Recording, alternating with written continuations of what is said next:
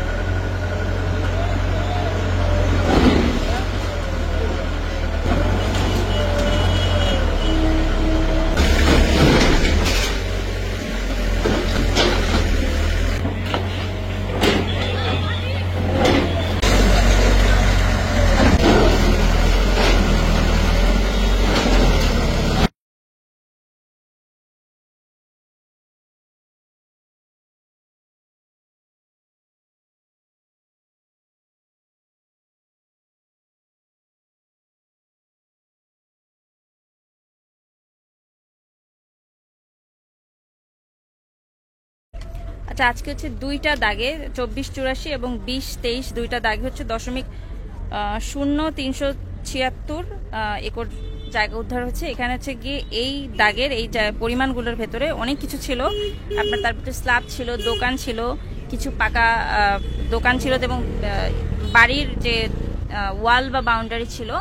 তো এরকম বিভিন্ন দাগে কিছু টুকরা টুকরা জায়গা ছিল, যে জায়গাগুলো আজকে উচ্ছেদ অভিযান পরিচালনা করা হয়েছিল। এটি একটা দীর্ঘদিনের একটা অমীমাংসিত একটা উচ্ছেদ ছিল, যেটা পরিচালনা করা হচ্ছিল না বিভিন্ন কারণে। কিছু আদালতে এই বিষয়ও ছিল। তো সবগুলো আমরা চূড়ান্ত পর্যায়ের রায় নিয়ে এসে আজকে উচ্ছেদ অভিযানটা পরিচালনা করলাম।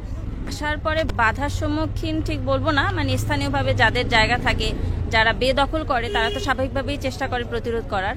তো সেইটুকু বাধা তো আসলে আসছে। আমরা বাকিটুকু আমাদের মতো করে ম্যানেজ করে নিয়েছি। যদি কারো মনে হয় যে না, তার সরকারি জায়গা তাদের এলাকার স্বার্থ ক্ষুণ্ণ হচ্ছে, তারা অভিযোগ দাখিল করুক, অভিযোগ ইউনো স্যারের অফিসে দাখিল করুক, সেখান থেকে আমরা পরবর্তীতে ব্যবস্থা নিব।